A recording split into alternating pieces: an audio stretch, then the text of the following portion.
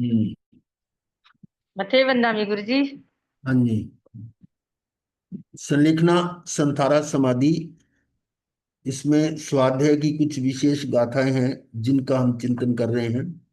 कल हमने की थी ये गाथा कि अज्ञानी जितने कर्मों को करोड़ों वर्षों के तप करके क्षीण करता है। अज्ञानी की बात कर रहे हैं यहाँ पर, बहिरात्मा।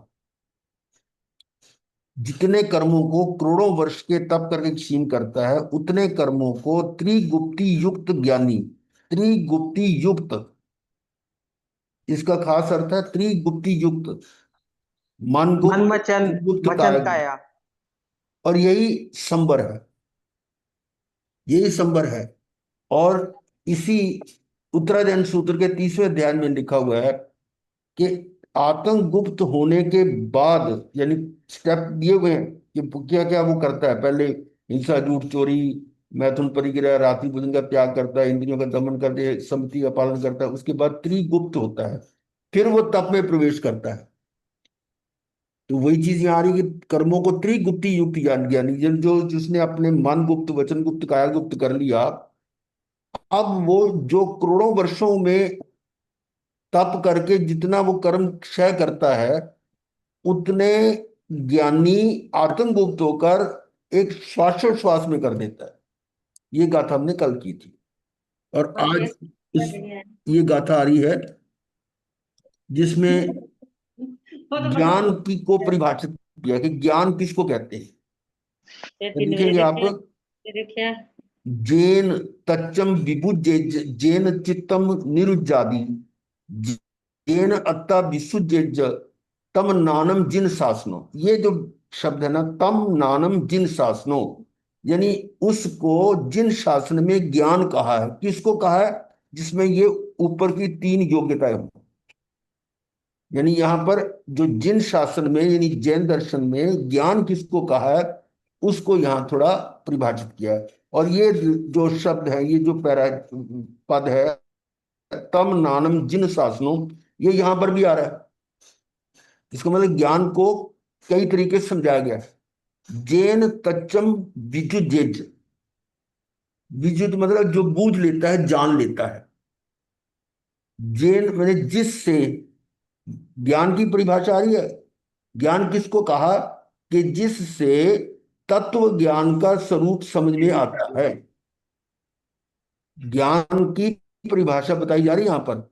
ज्ञान किसको कहा? कि जिससे तत्व ज्ञान का या सारूप वस्तु स्वरूप का या आत्मा का या जीव से मोक्ष तक के नौ तत्वों का परमार्थ समझ में आता है, परमार्थ निश्चय में समझ में आता है, उसको ज्ञान कहा है। फिर आगे है इन जैन तच्चम विजु जेज, जैन चित्तम निरुज्जादि, जिससे, अब ये देखिए पहले जैन तत्व विद्युत का अर्थ दिया हुआ है, जिससे तत्व सार रूप वस्तु स्वरूप या आत्मा या जीव से मोक्ष तक नौ तत्वों का परमार्थ समझ में आता है। जीव से मोक्ष तक कैसे हुआ? जीव, अजीव, बंध, पुण्य, पाप, आश्रम, संबर, निर्जरा, मोक्ष।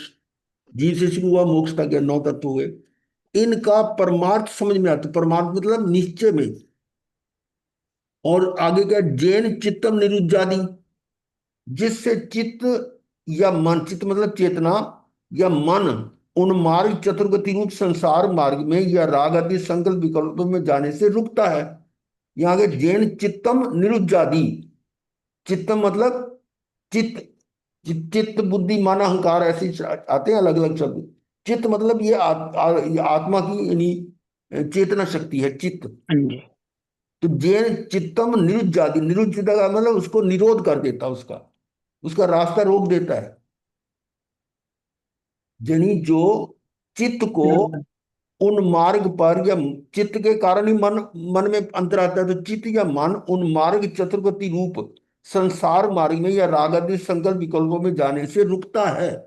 यानी वो ज्ञान की परिभाषा आ रही है कि वो ज्ञान उसका कहाँ असर होगा? कि वो चित्त को रोकेगा, उसके संकल्प विकल्प को, जिससे संसार बढ़ रहा है। जिससे, यानी जिससे का मतलब ज्ञान, जिससे चित्त या मन उन्मार्ग चतुर्गति रूप संसार मार्ग में या राग आदि संकल्प विकल्पों में जाने से रुकता है। ठीक है। और किसको ज्ञान कहा? जैन अत्ता विसुजेज, जिससे ज्ञायक स्वरूपी आत्मा की समझ पक्की होती है। जैन अत्ता विसुजेज, यानी वो ज्ञान उसकी पक्का हो जाता है, उसको पूर्ण विश्वास हो जाता है, उसको निशंक हो जाता है। उसको कहा तम नानम जिन शासनो, और उसको यानी जिससे ये तीन चीजें बताई गई हैं वो पूरी हो तो उसको जिन शासन में ज्ञान कहा गया है। फिर पढ़ रहा हूं, जिससे तत्व सार रूप वस्तु स्वरूप या आत्मा या जीव से मोक्ष तक नौ तत्वों का परमार्थ समझ में आता है, जिससे चित्त या मन उन मार्ग चतुर्गति रूप संसार मार्ग में या राग आदि संकल्प विकल्पों में जाने से रुकता है, जिससे ज्ञायक स्वरूपी आत्मा की समझ पक्की होती है, उसे जिन शासन में ज्ञान कहा गया। वरना तो वो कोरी कहानी है, कथा कहानी। जैसे कथा सुन ली, और कथा में हम प्रवचन सुनते हैं, पर ये उस डेफिनेशन के अनुसार पूरा नहीं बैठते। तो ऐसी कथा को ज्ञान, जिन शासन में उसको ज्ञान, ज्ञान वो है जिसके सुनने से, जिससे ये चीजें उपलब्ध हो। फिर आगे तीसरी लाइन में आ रहा है, जैन रागा विरजेज। राग मतलब राग या द्वेष जो वो टूटने लगते हैं। जैन से सुरजती, जिससे मतलब शेष हुआ श्रेष्ठ को कहते हैं, श्रेष्ठ कार्य जिससे होते हैं। और जैन मिति पवाविज, मिति का मतलब होता है मित्रता, मैत्री। जैन मिति पवाविज, यानी जिससे सर्व जीवों के प्रति मैत्री बढ़ती है। तम नानम जिन शासनो, उसको जिन शासन में ज्ञान कहा है। देखिए अर्थ, जिसने राग आदि बिखरने टूटने छूटने लगते हैं, जिससे राग आदि, जिससे मतलब ज्ञान से, उसको ज्ञान कहा है ना, तो इसका मतलब ज्ञान से राग आदि बिखरने टूटने छूटने लगते हैं। और जिससे श्रेयस या उत्तम सम्यक सतरूप कार्य होता है। ये उत्तम कार्य कौन सा है? वो आत्मा का, आत्मा में अपना कार्य, आत्मा में स्थिर होना। वो होता है। और जिससे सर्व जीवों के प्रति मैत्री बढ़ती है, उसे जिन शासन में ज्ञान कहा है। ये बात क्लियर होगी अब?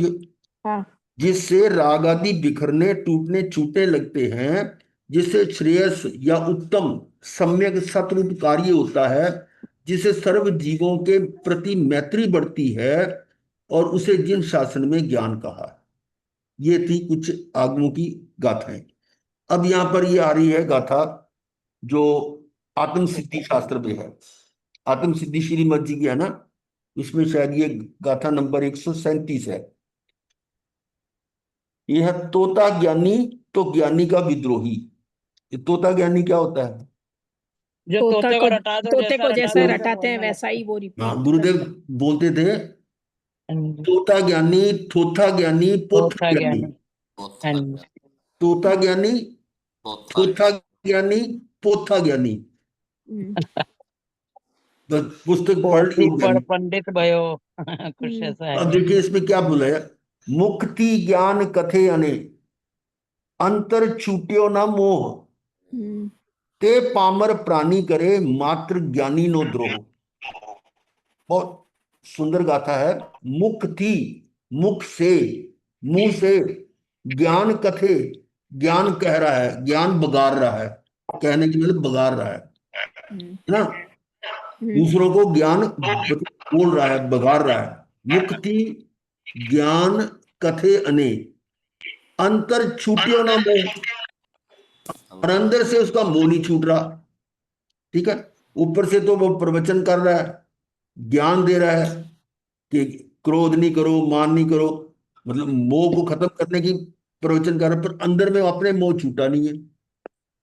ते पामर प्राणी करे, ऐसा जो प्राणी है, पामर का मतलब अज्ञानी, अज्ञानी कह लो, जो बहिर वो आत्मा प्राणी या जो निकृष्ट कह सकते हैं, विकारी कह सकते हैं। ऐसा पामर प्राणी करे मात्र ज्ञानी नो द्रोह। ये द्रोह, ज्ञानी का द्रोह क्या है? ज्ञानी कहो, ज्ञानी का अरिहंत विद्रोह। परमात्मा कहो, एक हाँ ही जी। बात है। ज्ञानी नो द्रोह, यानी इस तरह से हम कह सकते हैं एक होता है राजद्रोह, जिसको देशद्रोह कहते हैं। हाँ जी। एक होता है देवद्रोह। हम्म, देवद्रोह में यह आ जाता है ज्ञानी का। ठीक है। देवद्रोह क्या होता है कि देव हम मानते हैं अरिहंत को। हम्म, ठीक है। किसको माना हमने? अरिहंत को देव माना। अरिहंत। सभी जानते हैं। और क्यों मानते हैं कि ये वीतरागी है? सारे पे गुरनी हाँ। ने देखा। हाँ। तो ये जो है ना, क्या नाम, क्या बोल रहा था, यानी देवद्रोह का, कि जो ज्ञानी है, अब जिसको हम देव मान रहे हैं, अरिहंत मेरे देव हैं, तो अरिहंत देव क्यों माना कि ये वीतरागी है? हम्म, वीतरागी मेरे देव हैं, ये तो पक्की बात है। और ये अगर हम वीतराग की जगह रागी को भी देव मान ले अपना, हाँ जी। तो इसको क्या कहेंगे? ये ज्ञानी का द्रोह है, ये जी। देवद्रोह है। हाँ जी। हाँ जी। अब बात समझ में आ गई? हम्म, हाँ जी। अब देखो, अरिहंत को छोड़कर बाकी देवी देवता कौन से, किसको हम मानते हैं? आप बता दो, कितने हैं देवी जो देवता? भाई सरागी, हार भी कुल छोड़ो, जो देवी, व्यंतर वाण व्यंतर सरागी, वगैरह जो देवी उनको देवता छोड़ो, वो भी वीतरागी नहीं उनको है, छोड़ो। सरागी। अपने धर्म में जो बना रखे हैं वो बताओ। महाराज जी पद्मावती माता पद्मावती। अब बताओ, पद्मावती वीतरागी है क्या? नहीं। नहीं। बता दो, है तो। और नकोड़ा भैरवनाथ जी भगवान उनकी सबसे ज्यादा है। भाई मैं तो सीधी सी बात जान रहा हूं कि जिनको आप मान रहे हो वो वीतरागी है क्या? नहीं है जी। तो यदि वीतरागी नहीं है तो उनको देव मानना ये देवद्रोह है। हम्म, कहते भगवान हम्म, ये बात आपकी जच रही है ना? हम्म, देवद्रोह का अर्थ 100%।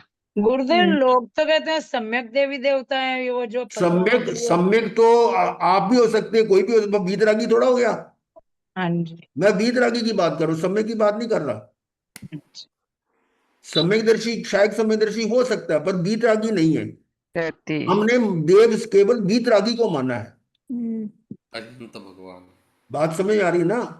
तो वीतरागी को देव माना आपने, और फिर जो वीतरागी नहीं है उनको भी देव माना, तो ये कौन सा द्रोह है? ये देवद्रोह है। ये तो देव मिथ्यात्व है। हम्म, देवद्रोह।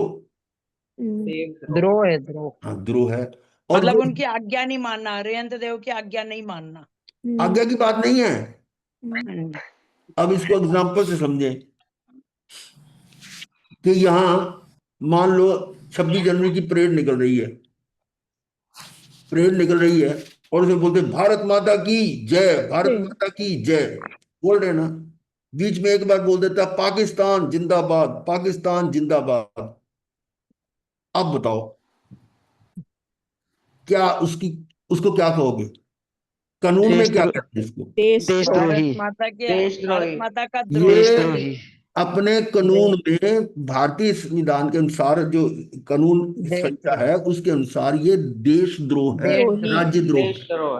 हम्म, ठीक है। महाराज जी और यहाँ पे एक मम्मी का क्वेश्चन है हाँ, कि हमें कैसे पता कि वो वीतरागी नहीं है, क्योंकि वो अभी मुक्त पद्मावती। नहीं हुए, क्योंकि अभी वो मुक्त नहीं हुए।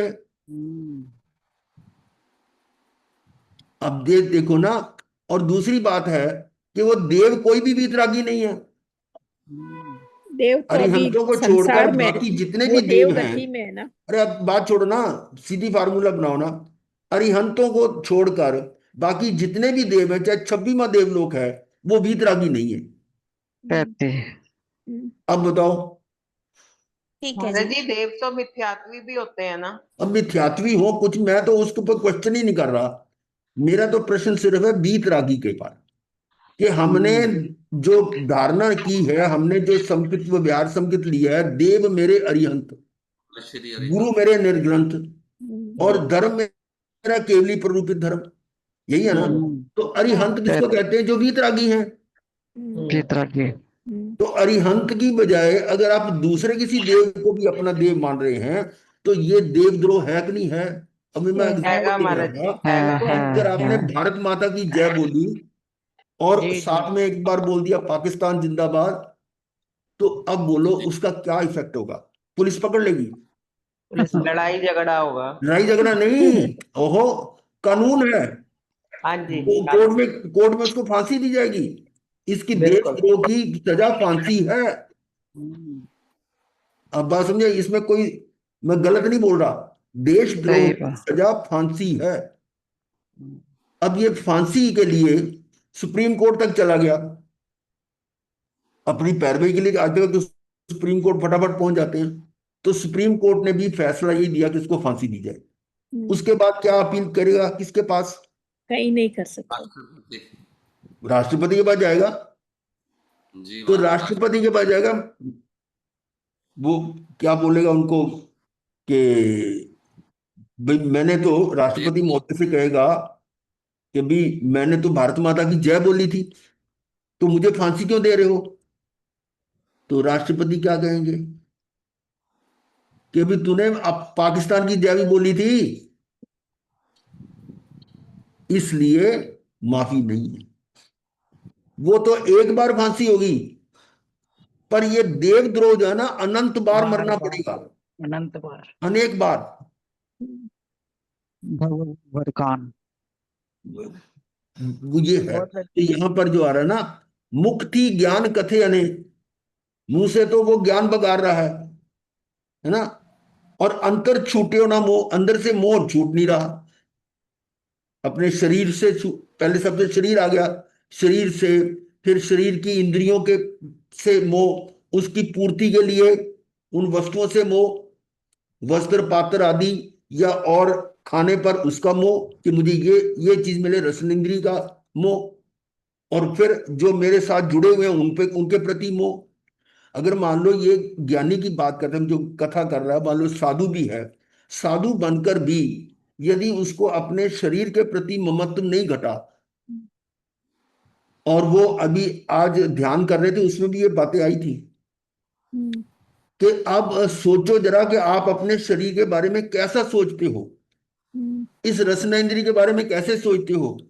क्या आप बिल्कुल सहज भाव में जो मिलता है उसे ले लेते हो?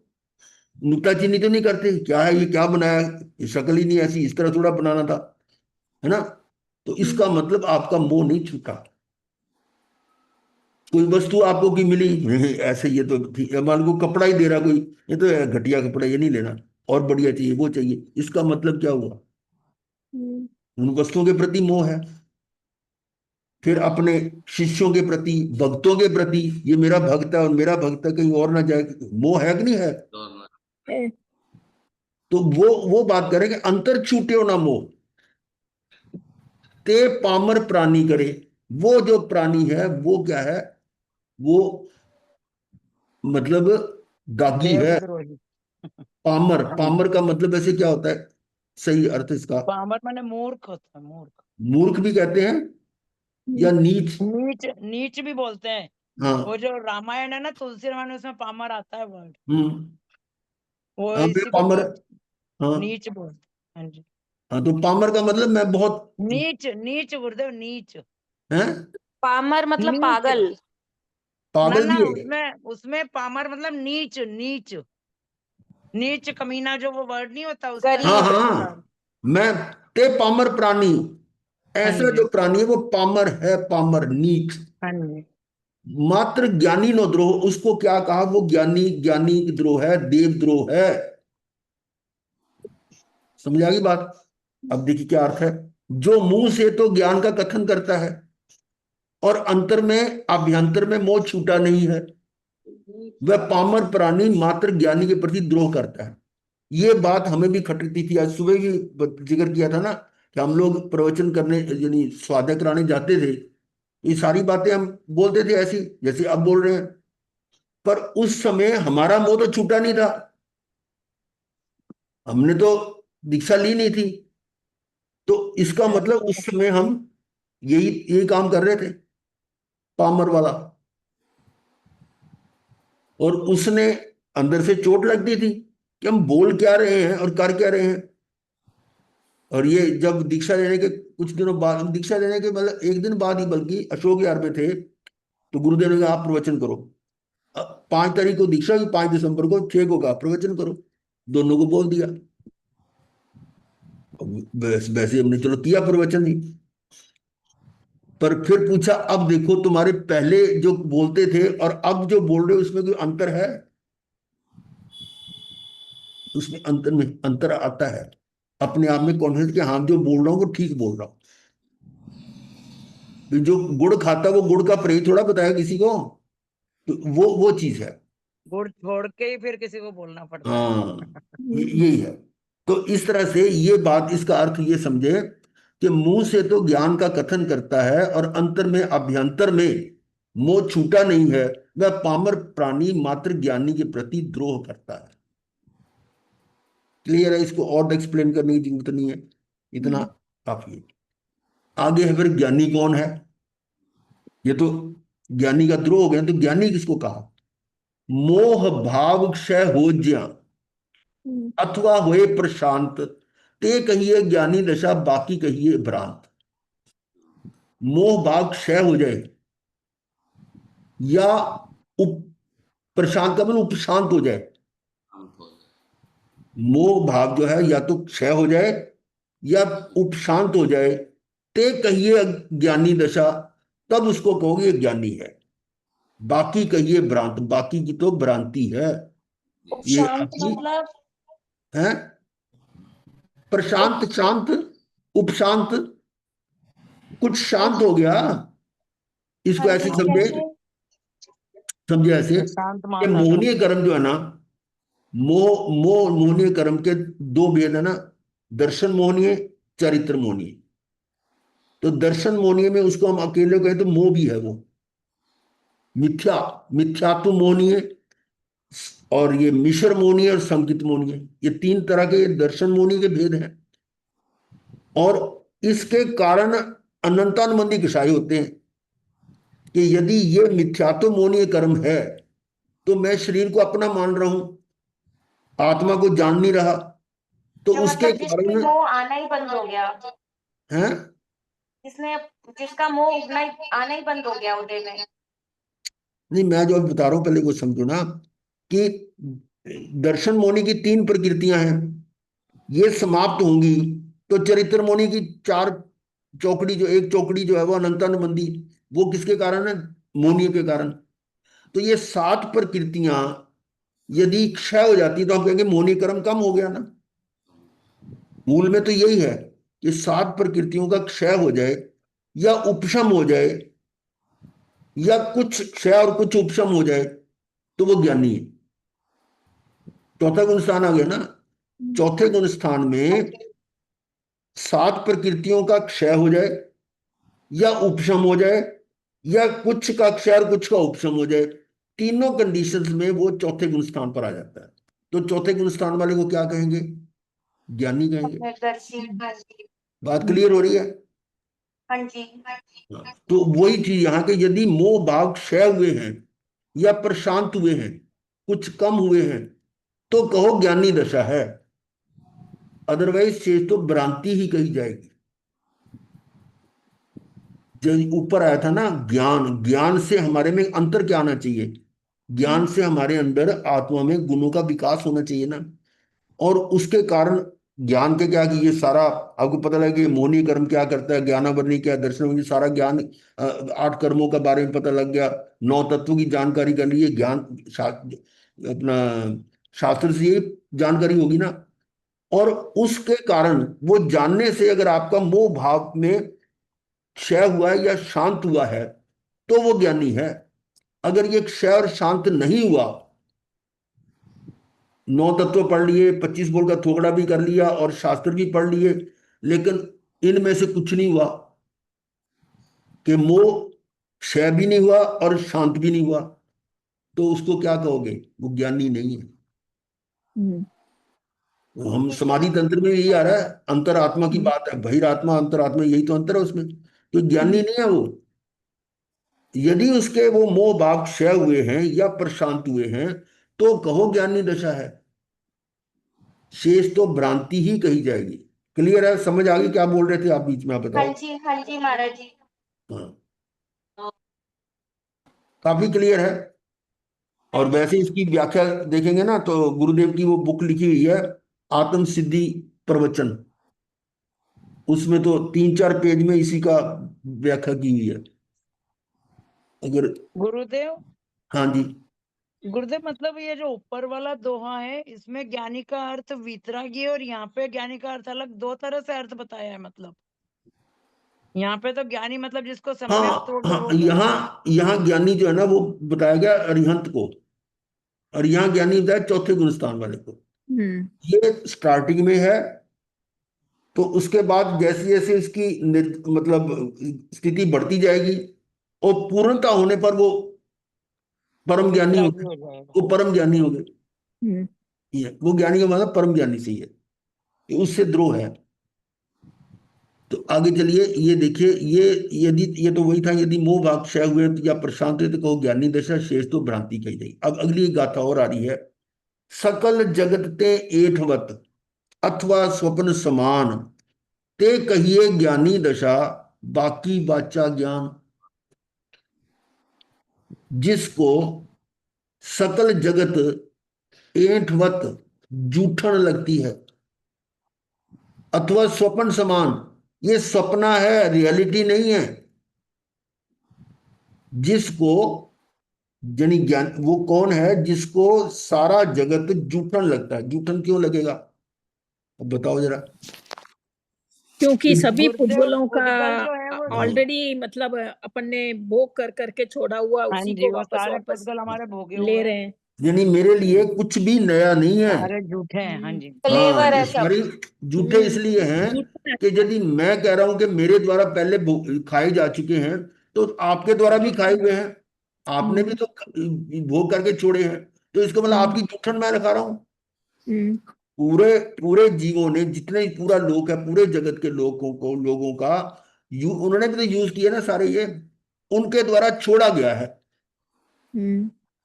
अभी मान लो ये कपड़ा ही हम ले रहे हैं, ये कपड़ा किसके द्वारा छोड़ा गया, किसने इसको यूज वृक्ष किया था, पेड़ वाटर ने। मतलब जो कपास वृक्ष का होता पेड़ था, उसने इस पुद्गलों को शरीर रूप में ग्रहण किया, है। हाँ कपास जी, का फूल बन गया। हाँ जी, तो वो शरीर को हमने कपड़े यूज करे, तो ये शरीर क्या उसकी जूठन नहीं है। उनके झूठे झूठा हैं। नहीं है। हाँ जी, इसी तरह से फर्नीचर है, मान लो लकड़ी का कुछ है, तो लकड़ी किसकी है, वो किसके पुद्गल थे, वो पेड़ के थे, उन्होंने उसको यूज किया नहीं तो और छोड़ अरे दिया। इसको क्यों रख दे? एक तो कपड़े में जूठन डाल थोड़ी। के इसको कोई मतलब किसी कपड़े में डाल के इसी प्रकार से जितने भी डोरी के साथ टांग दो। वस्तुएं हम ग्रहण कर रहे हैं, लिफाफे से थोड़ा ना सूखेंगे कुछ। महाराज जी जितनी भी म्यूट वस्तुएं, कर लो, हाँ, बार बार। ओ सॉरी। जो जो वस्तुएं हम ग्रहण कर रहे हैं, वो मेरे द्वारा या अन्य सभी के द्वारा छोड़ी गई है, जूठन है। ये बात है इसमें, सकल जगत ते ऐंठवत, पूरा जगत। तो जवाब देता तो मुड़ के याद नहीं रिया बात और करना। ये बात महाराजा भरत ने, चक्रवर्ती भरत ने जब देखा कि वो नाम लिखने लगे तो वहां जगह ही नहीं थी, तब ये यही तो भाव थे उनके, ये सारे जूठन है। तो मैं सोच रहा हूँ कि मैं पहली बार चक्रवर्ती और अनंत चक्रवर्ती हो गए, तो अनंत चक्रवर्ती ने ये भोगा है ना इन छह खंडों को, तो जूठन तो है। और अथवा स्वप्न समान, स्वप्न का मतलब कब नींद खुली और वो गायब, वो सोए हुए का सपना, ये जागते हुए का सपना। जब आंख खुली तो वो रात का सपना गायब हो गया, और ये आंख मिची तो ये सपना गायब। अभी हमारी आंख मिच जाए, आंख बंद होगी, तो ये सपना सपना खत्म, खत्म। ये सपन के समान है। ते कहिए ज्ञानी दशा, बाकी वाचा ज्ञान, उसको कहते हैं ये ज्ञानी है। बाकी तो वाचा ज्ञान, वाचा ज्ञान तो भैया ज्ञान बिगाड़ने वाली बात होगी। देखिए अर्थ इसका क्या है। यदि संसार, सारा संसार जूठन लगे, पूरा संसार, तो जितने भी पुद्गल हैं वो हर जीव ने उसको कंज्यूम करके छोड़ा हुआ है। हमारे लिए कोई पहली बार नहीं कोई यूज में आ रहे, वो छोड़े हुए हैं, मैंने भी यूज किया, आप सभी ने किए हुए हैं। यदि सारा संसार जूठन लगे या स्वप्न समान लगे तो ज्ञानी दशा कहिए, बाकी तो मात्र शब्द ज्ञान, थोथा ज्ञान, पोथा ज्ञान है। और ऐसा भी है कि बहुत सारे उनका नित्य नियम होता है कि मैंने इतना स्वाध्याय करना है। बहुत सारी बहनों का ये नियम लिया होता है कि ये पुच्छी सुम पढ़ना है, ये उपसर्ग पढ़ना है, ये सुख विपाक पढ़ना है, या नमी पवज्जा पढ़ना है। वो उस पढ़ने को, उसको रटने को मतलब बोलते हैं सारा।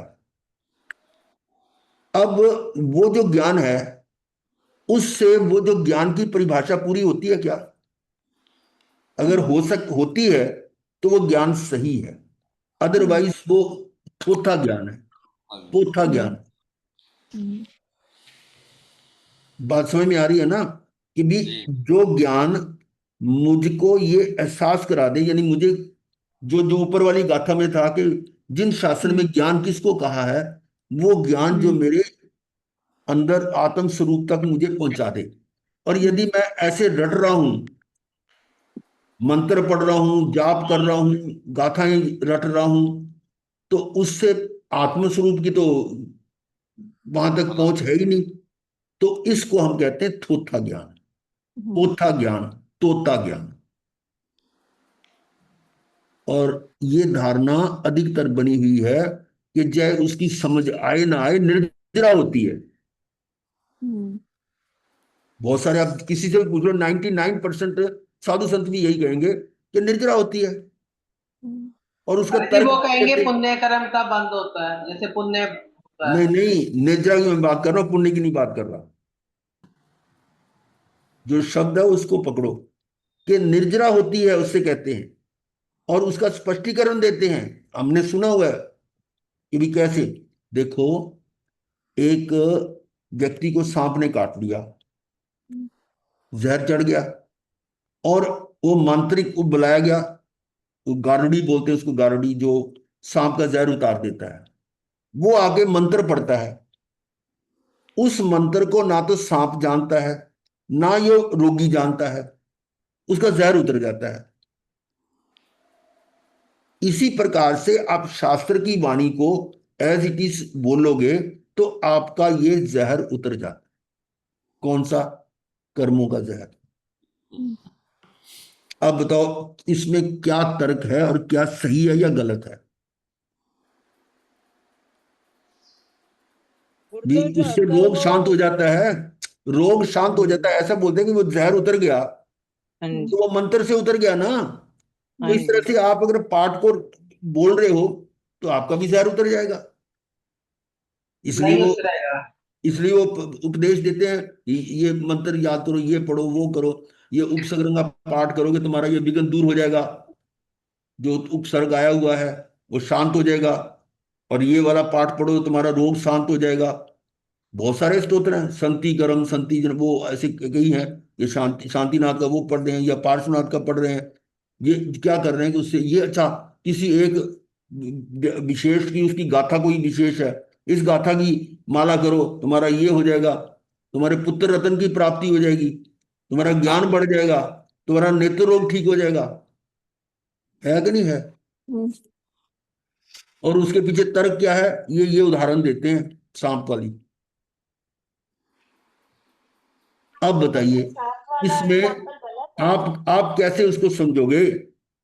गुरुदेव आपकी सोच क्या इसमें कहती ना है? आत्मा का कुछ मंत्र भी आत्मा से कनेक्टेड ही नहीं है। हाँ, क्योंकि ये हाँ सिद्धांत जी तो पक्का हो चुका है कि मैं पर में कुछ नहीं कर सकता, पर मुझ में हाँ कुछ नहीं कर सकता। मात्र निमित्त नैमित्तिक संबंध हो सकता है, निमित्त नैमित्तिक संबंध हो सकता है। भी जैसे वो कल परसों हम वो कर रहे थे ना, कि जो मेरे विकल्प हैं और वाणी, अंदर में भाव आए तो निमित्त से वाणी निकलती है, और वाणी के निमित्त से अंदर विकल्प आते हैं, मतलब उसमें हलचल होती है शरीर में। शरीर और आत्मा निमित्त नैमित्तिक संबंध है। इसी तरह से जो ये पाठ है वो पौद्गलिक है, वो उसके निमित्त से शरीर के अंदर रोग जो है वो ठीक हो सकता है, हाँ जो जी शारीरिक रोग है। हाँ जी और वो तो ये कहते हैं कि इससे आत्मा का रोग ठीक हो जाता है। वो कैसे होगा? नहीं होगा। सवाल ही गुरुदेव पुद्गल से पुद्गल को असर होगा, जहर भी पुद्गल है, मंत्र पुद्गल है, तो वो कर्म हाँ, कैसे नहीं, मतलब वो हम ये भी मान लेते हैं कि हाँ मान लो जी उसके रटने से, उसको करने से आपका आत्मा का रोग ठीक हो रहा है, तो वो तो तभी होगा जब आत्मा के अंदर वो भाव पहुंचेंगे। भाव पहुंचेंगे जी। तो हाँ उसके जी। स्तोत्र के पढ़ने से, निमित्त के कारण, उस निमित्त से जब हम स्तुति कर रहे हैं, भगवान की स्तुति कर रहे हैं, जिन स्तुति कर रहे हैं, अरिहंत की स्तुति कर रहे हैं, तो उससे हमारे आत्मा में वो अपने स्वरूप का ज्ञान हो जाए। जी। तो वो आपका निमित्त जो आपको काम कर गया ना, क्या इस स्थिति तक पहुंचते हो जब स्तुति कर रहे हो? स्तुति करते हैं ना, गुरुदेव बहुत जी सारी थोड़ा देखते स्तुतियां थोड़ा हैं, नमो जब पूनम नवकाल में मंत्र होती है पढ़ते ये हैं तो स्थिति। अपने में देखते हैं कि ये हैं। हाँ स्टेजेस जी। मेरी भी हैं। नमोत्तुनम में थोड़े थोड़े भाव अभी शुरू हो गए हैं वैसे वैसे। नमुथुनम पे भी बहुत सारे ऐसे हैं जो नमुथुनु की पाठ करवाते हैं जोड़े सहित, 100 जोड़े, 150 जोड़े करवाते हैं। हाँ वो जी। क्या हाँ है? जी। नहीं जी हम कराते तो हैं पता हमारे है ध्यान में, हैं? ध्यान शिविरों में करते हैं, कराते भाव से ही हैं। करते हैं। करने के लिए। तो हमें तो वो जो हमने देखा है वो बता रहे हैं आपको। और फिर वहां उनके चांदी के सिक्के बंटते हैं, सोने के सिक्के बांटे जाते हैं। हाँ जी। तो बोलो, वो कौन सा आत्मा का इलाज हो जाएगा? महाराज नहीं जी हो इतने सकता। बड़े बड़े संत हैं। तो चलो यही हमें चीज क्या है। करना है, छोड़ो। हैं? हमें क्या करना है गुरुदेव, हमें तो पता नहीं है। नहीं, हमें नहीं। हम हाँ ऐसी जगह पर जाकर भ्रांत तो हो सकते हैं ना। हाँ जब जी। आपको नजर आएगा 99% लोग यही कर रहे हैं, तो कभी तो शंका आई कि हम ही गलत है भाई, ये सारी दुनिया थोड़ा गलत हो गई। इसलिए जब तक उसका आपको पूरी तरह से निराकरण नहीं होगा, आप उसमें नहीं फंसोगे। अदरवाइज फंसने के चांसेस बहुत ज्यादा है, प्रोबेबिलिटी फंसने की ज्यादा है, क्योंकि बहुलता उनकी है। अब कहीं भी किसी भी जगह, मैं कहता हूं और छोड़ो, हमारे यहाँ साधु संत जितने भी हैं, वो सारे एक से लेवल के थोड़ा हैं। नहीं है। नहीं है ना? नहीं है। तो फिर बाकी की तो बात छोड़ो, दुनिया की तो। जबकि यहाँ मैक्सिमम टाइम जो है हमारा तत्व चर्चा पर होता है, उसके बावजूद यहाँ कितने हैं जो इसमें इंटरेस्ट रख रहे हैं? बहुत है गुरुदेव। इवन मैंने देखा जो साधु संत यहाँ के शिविर करते हैं ना, हाँ, वो भी जाके यही कुछ करते हैं बाद में। मैं तो बता रहा हूं ना। इसलिए जब तक मतलब इसकी पूरी पूरी तरह से आपकी मतलब धारणा पक्की नहीं होती, तो आपके फंसने के चांसेस ज्यादा है। सही इसलिए बात। पक्का कराया जाए, ये पक्का तो इसलिए आप, कराया जाए। अरे आप शेर हो ना, शेर एक ही होता है, भेड़ों की तो भीड़ होती है आपस में। वो बात तो ठीक है। हम ये कहा करते हैं, देखो महावीर एक थे हाँ अकेले, बताओ उनके मुकाबले कोई और था? सारे उसको कह रहे हैं ये क्या महावीर क्या कह रहे हैं, क्या कह रहे हैं, लेकिन अकेले थे ना, क्या दुनिया बदल दी। ये तो है। बात तो हम ठीक कह रहे हैं कि इसमें आपको ये भीड़ वाला जो है ना, वो वो कॉन्सेप्ट नहीं लेना कि भीड़ ज्यादा है तो वो सही है। जो क्वालिटी है ना, अब समझो पहले, जो क्वालिटी है वो कम ही होती है। जो महाराज अच्छी जी चीजें म्यूट हैं, कर दो बाकियों को। मैंने कई बार कर रहा हूं, फिर वो खोल देते हैं। चलो, तो जो भीड़ है ना, भीड़ वाले तो बहुत मिलेंगे, पर जो टॉप के हैं ना, वो कम मिलेंगे, जनरल बहुत मिलेंगे। जी जी। इसका मतलब थोड़ा कि भीड़ वाले सही हो गए, ये है अर्थ इसका। हाँ, तो ये बात समझ में आ गई। यदि सारा संसार जूठन लगे, यानी स्वप्न समान लगे, तो ज्ञानी दशा की, बाकी तो मात्र शब्द ज्ञान थोथा ज्ञान। बात यह थोथा ज्ञान की हो रही थी। ये थोथा ज्ञान कहां तक है? 9 पूर्वों से भी अधिक का ज्ञान थोथा ज्ञान हो सकता है। किसका? अभवी का। 9 से अधिक और 10 से कम हम बहुत ज्यादा ज्ञान है। केवली जैसी प्ररूपणा कर सकता है वो, केवली जैसा प्रवचन कर सकता है, परंतु आत्म स्वरूप की अनुभव नहीं होता उसको। तर्क वितर्क सारे उसको होंगे सही, बहुत कुछ छोटा मोटा ज्ञान नहीं है। आज तो उनके मुकाबले में 1% भी नहीं है। एक वो आचार्य थे ना 500 शिष्यों के गुरुदेव कोई। वो चीज अलग है। अच्छा। वो हाँ, भी अभी थे अब ना, अब अभी आता आता है अब अभी का। हाँ गर्गाचार्य है ना वो।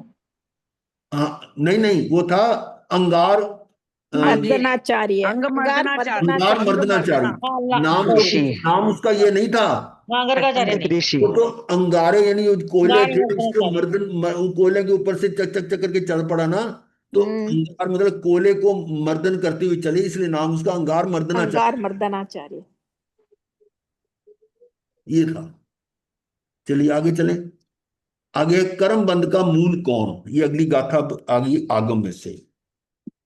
ये कौन से आगम में है, ये डॉक्टर भावना बता सकती है। हमारा हमारा जो मेमोरी इतनी नहीं है। रागो या दोषो भी या कम बियंग कमम उत्तराध्ययन चा की है गुरुजी, है। उत्तराध्ययन शास्त्र की है। हाँ बिल्कुल ठीक, बिल्कुल ठीक है तो अच्छी पकड़ है। आपको पता था, आप जान करके टेस्ट ले रहे थे, आपको सब पता नहीं नहीं, है। वो उन्होंने बहुत प्राकृत में किया ना, हमने प्राकृत पढ़ी नहीं थी। एक आध बार तो मैंने प्राकृत भी पढ़ी और अर्थ भी पढ़ा, उसके बाद दोबारा जब रिवाइज किया तो प्राकृत नहीं पढ़ी, सिर्फ भावार्थ ही पढ़ा। नहीं गुरुदेव, आप टीचर हो ना, आप टीचर वाले तरीके से वो कर रहे थे। उत्तरायण सूत्र तो बहुत बार पढ़ा है, बहुत बार, मेरे को से 50-60 से भी ज्यादा बार पढ़ा होगा। तो रागो या दोषो भी या कम बियंग, राग और द्वेष ये कर्म के बीज हैं। कम कर्म बियम बीज। कमम च मोहप भवम भयंती, और ये जो कर्म है वो कर्म च मोहप यानी जो मोह, कर्म मोह, कर्म च मोह, चा का मतलब और, भवम भयंती ये भव बढ़ाती हैं। भव भव का मतलब जन्म मरण बढ़ाने वाली। कमम च जाई मरण समूलम, यानी ये जन्म मरण का मूल यही है कर्म, कर्म से तो जन्म मरण हो रहा है। दुखम च जाई मरणम बयंती, यानी ये दुख और च जाई जन्म, जाई का मतलब जन्म, दुखम च जाई मरण बयंती। रागो या दोषो भी या कम बियंग कम्मम च मोहप भवम बयंती, कम्मम च जाई मरण समूलम, दुखम च जाई मरणम बयंती। अर्थ देखिए, राग और द्वेष दो कर्म के बीच हैं। ये आ गया रागो या दोषो भी कम बियंग। प्राकृत नहीं आती तो ऐसे समझ में आ जाएगी अपने आप ही कि राग राग को कहते हैं, द्वेष द्वेष को कहते हैं। कम बियंग कर्म ने बीज। प्राकृत नहीं पढ़ी, ना कोई पुस्तक पढ़ी है। रागो या दोषो भी कम बियंग कम्मम च मोहप भवम बयंती, और ये कर्म मोह के कारण बंधते हैं। ये कर्म मोह के कारण बंधते हैं। कर्म के कारण ही जन्म मरण होता है। कम्मम च मोहप्पम मोहप भवम बयंती, भवन का तो मतलब भव बढ़ जाएगा, जन्म मरण। यानी ये जो कर्म बंध रहे हैं उसका कारण क्या है, कर्म मोह के कारण बंधते हैं। कर्म जो है वो मोह के कारण बंध रहे हैं, और कर्म के कारण ही जन्म मरण होता है, और जन्म मरण ही दुख है। दुखम च जाई मरणम व्यंती, जो जन्म मरण है वही दुख है। जाई का मतलब जन्म, मरणम मतलब मरण, जन्म मरण ही दुख है। दुखम च जाई मरणम व्यंती। फिर देखें, राग और द्वेष दो कर्म के बीच हैं, ये हो गया। ये कर्म मोह के कारण बंधते हैं, और कर्म के कारण ही जन्म मरण होता है। भवम वयंती, भव बढ़ता है, और जन्म मरण ही दुख है। यानी एक कम्मम क्या जाई मरण से मूल, जन्म मरण का मूल कारण ये हो गया, ये कर्म और मोह। और आगे क्या कह रहे हैं, कम्मम च जाई मरण से मूलम, यानी जन्म मरण का मूल कारण है। और दुखम च जाई मरणम व्यंती, यानी कर्म के कारण ही जन्म मरण होता है, जन्म मरण ही दुख है। यहां तक अर्थ पूरा हो गया इसका। अब इसमें उपदेश क्या है, ज्ञानी का उपदेश है कि मनुष्य यदि जन्म मरण के दुख से दुखी हुए हो, मनुष्य यदि जन्म मरण के दुख से दुखी हुए हो, हुए ना हम, तो उसका मूल कर्म है। कार्बन शरीर जब तक है तो ये जन्म मरण होगा ही होगा, और जन्म मरण का दुख है ही है। तो उसका मूल कर्म है। ये कर्म राग द्वेष मोह से बंधते हैं। ये कर्म किसके कारण बनते हैं? ऊपर लिखा था ये राग कर्म द्वेष। मोह के कारण बनते हैं। कर्म कमम च मोह भवन्ति, यानी ये कर्म जो मोह के कारण बनते हैं। हाँ जी। ठीक है, ये कर्म राग देश मोह से बनते हैं, अतः राग देश मोह से परे हो जाओ। यही उपदेश है इसमें कि जिसके कारण कर्म बंध रहे हैं उससे हट जाओ। राग देश और मोह, ये तीन चीजें आ गई इसमें। राग देश तो हो गया चरित्र मोहनी है, चारित्र और में मोह आ गया दर्शन मोहनी है, दर्शन में। मिथ्यात्व। ना करो, अब ये ना करो तो जन्म मरण के दुख से मुक्त हो जाओगे। क्या ना करो? मोह। यदि मोह से परे हो जाओ और ना करो, मोह ना करो, तो जन्म मरण के दुख से मुक्त हो जाओगे। ठीक है, तो एक गाथा और आ रही है, ये उसकी है, क्या नाम है? आत्म सिद्धि। आत्म सिद्धि, आत्म सिद्धि में से नाम ही कई बार निकलना मुश्किल हो जाता है। राग देश अज्ञाने मुख्य कर्मणि ग्रंथ, थाए निवृत्ति जे थी तेज मोक्ष नो पंथ। भाई मोक्ष का पंथ क्या है वो बताया जा रहा है। राग द्वेष अज्ञान मुख्य कर्मणि ग्रंथ, ग्रंथ कहते हैं गांठ। राग देश अज्ञान, राग देश और अज्ञान मुख्य कर्मणि ग्रंथ, ये कर्म ग्रंथि का मुख्य कारण है। कर्म की जो गांठें हैं उसका मुख्य कारण क्या है? राग देश राग अज्ञान। द्वेष अज्ञान। राग देश अज्ञान है मुख्य कर्मणि ग्रंथ, थाय निवृत्ति जे थी, इससे निवृत्त हो, इससे हट जाए। थाय मतलब हो, निवृत्ति जे थी, अगर उससे निवृत्ति हो जाए, तेज मोक्ष नो पंथ, तो वो मोक्ष का पंथ है। तेज का मतलब जिसके तत् कह सकते, तो हम हिंदी में तो कहते हैं ना, तो की जगह हाँ जी। हाँ जी। हाँ जी। तो मोक्ष होता है, तो तेज। हाँ जी। तो ही मोक्ष होता, तेज मतलब तो ही मोक्ष होता है। वो गाथे गाती ना, छूटे देहाध्यास तो नहीं करता तू कर्म, और एज धर्मनी मोक्ष थी, मतलब एज और तेज, इस उस तरह के शब्द उसमें अहम गुजराती में। तो राग देश और अज्ञान कर्म ग्रंथि का मुख्य कारण है, जिससे ये निवृत्त हो, वही मोक्ष मार्ग का पंथ है। यदि अर्थात यदि राग देश अज्ञान मिटे तो वही मोक्ष है। राग देश अज्ञान मिटे तो वही मोक्ष है। अब देखिए एक और गाथा, ये तो समय सार की गाथा है। रत्तो बंद दी कम्मम मुच्च दी कम्मे ही राग रद्दी, राग रही दप्पा। रत्तो, यह रत्तो का मतलब राग से है। रत्तो बंद दी कम्मम, यानी राग से कर्म बंद होता है। रत्तो बंद दी कम्मम, रत्तो रत्तो मतलब राग, यानी उसके बंधने से कर्म बंद होता है, राग से कर्म बंद हो रहा है। और मुचदी कमे ही राग रही, राग रही दप्पा, मुचदी मतलब मुक्त होता है, किससे? कर्मों से। मुचदी कमे ही, यानी कर्म रहित कैसे होता है? राग रहित दप्पा, जो आत्मा राग रहित हो जाती है, राग रहित मतलब राग से रहित, राग का मतलब राग भी सारे आगे, वो हाँ जी। हाँ जी। आत्मा जो राग से रहित हो जाती है वो मुक्त हो जाती है, कर्म रहित हो जाती। मुचदी मतलब मुक्त, कर्मों से मुक्त हो गई। यह है रत्तो बंददी कम्मम मुच्चदी कम्मेहि राग रहित। ये दूसरी लाइन सेम है, हो सकता है मिसप्रिंट हो गई। राग से कर्म बंध है, जो राग रहित है वह कर्म रहित है। ये गुरुदेव यहाँ अप्पा मतलब आत्मा के लिए आया है ना, हाँ हाँ, अप्पा। अपा आत्मा को कहते हैं, वो आत्मा जो राग से रहित है, राग रहित अपा, राग से रहित है, वो कर्म रहित हो जाती है। मुच्चदी कम, कम कर्म से मुक्त होगी।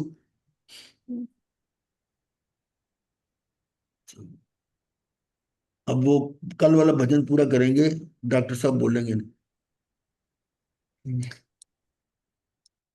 ये लो,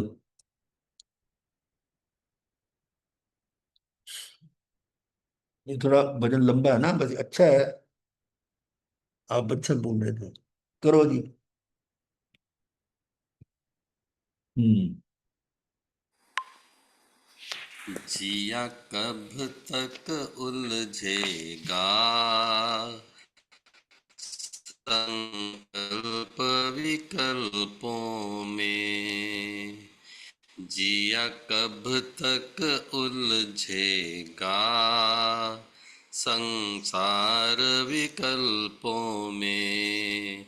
कितने भव बीत चुके संकल्प विकल्पों में, जिया कब तक उलझेगा संसार विकल्पों में।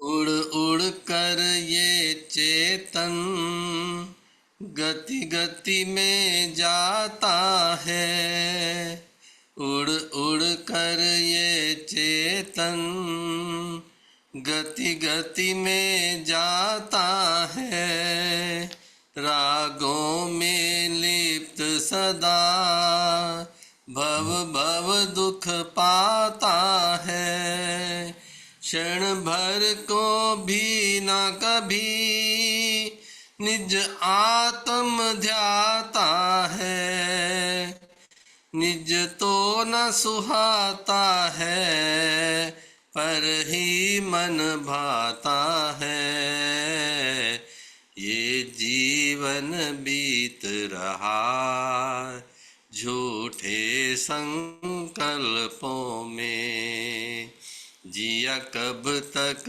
उलझेगा संसार विकल्पों में।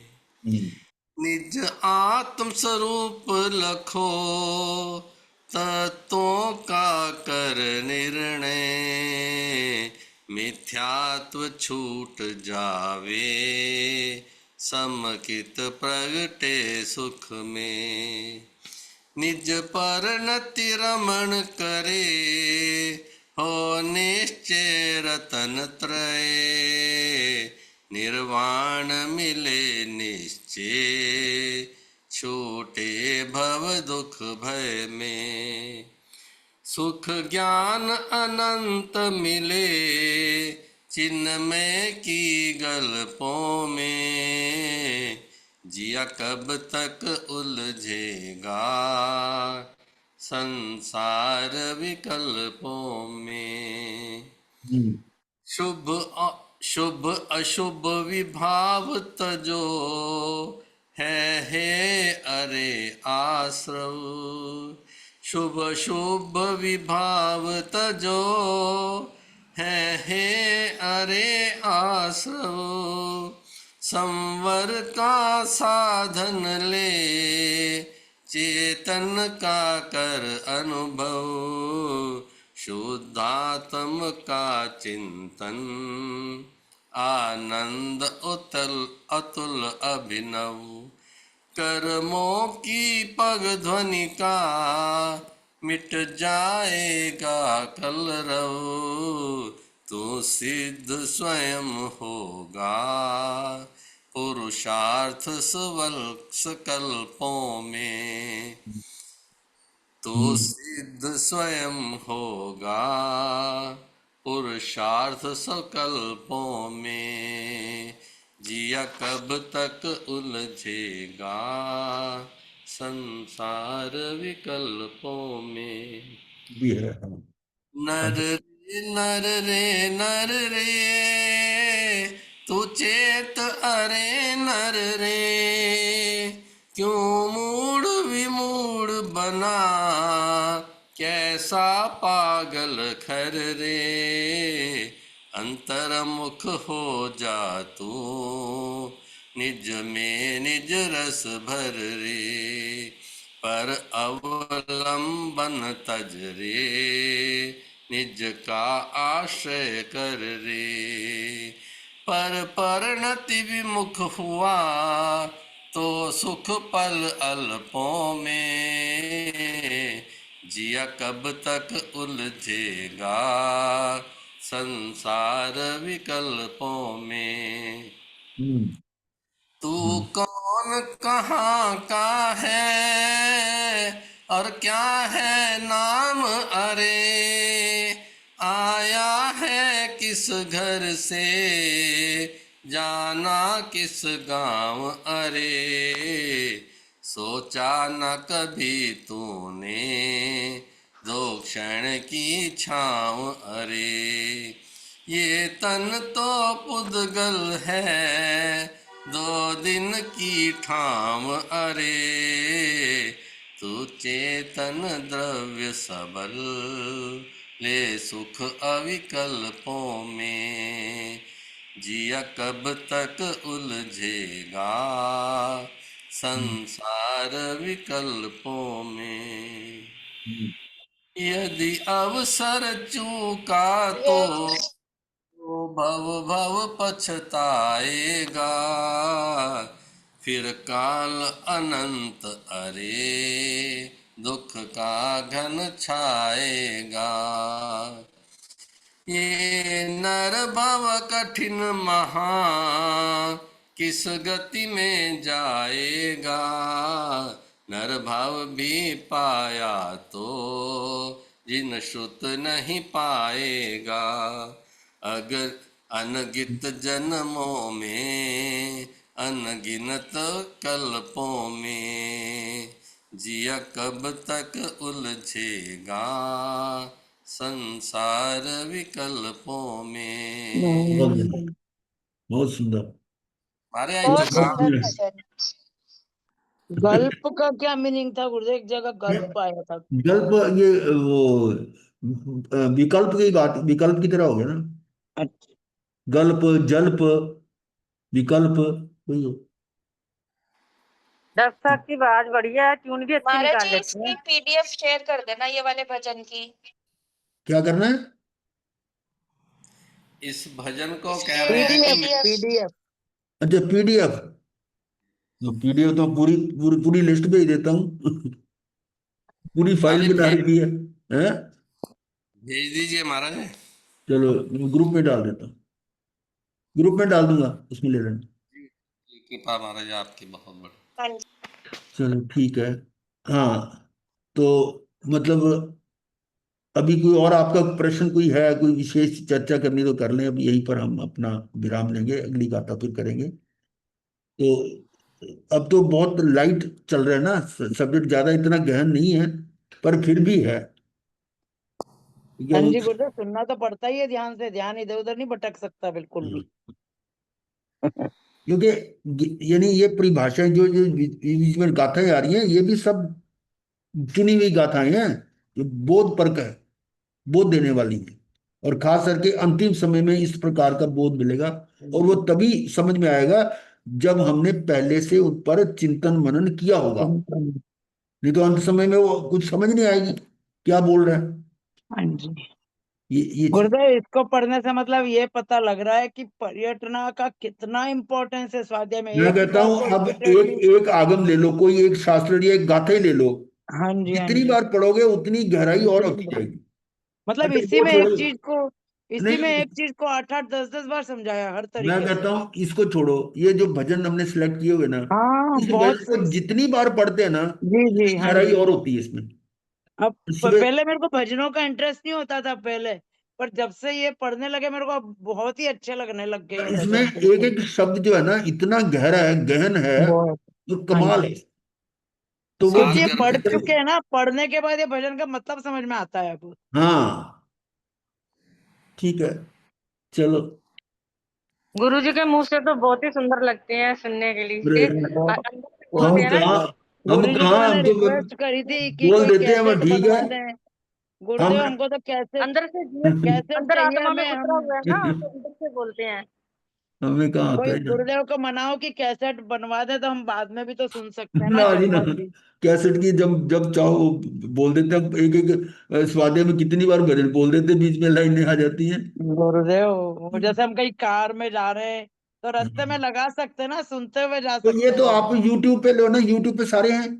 गुरुदेव आपके सुनने हैं ना, भावों वाले, भावों से जो होते हैं वो सुनने हैं हमको तो। चलिए, गुरुदेव के आगे से चत्तारी मंगलम, अरिहंता मंगलम, सिद्धा मंगलम, साहू मंगलम, केवली पनत्तोतमो मंगलम, चत्तारी लघुत्तमा रिहंता लघुत्तमा सिद्धा लघुत्तमा साहु लघुत्तमा केवली पनत्तो धूमो लघुत्तमो चत्तारी शरणम पवज्जामि रिहंते शरणम पवज्जामि सिद्धे शरणम पवज्जामि साहु शरणम पवज्जामि केवली पनत्तं धम्मं शरणम पवज्जामि। चार मंगलिक, चार उत्तम, चार शरणा और न शरणा कोई, जो भव्य प्राणी आदर से हजार। मथे बदना महाराज जी। बहुत कृपा करते।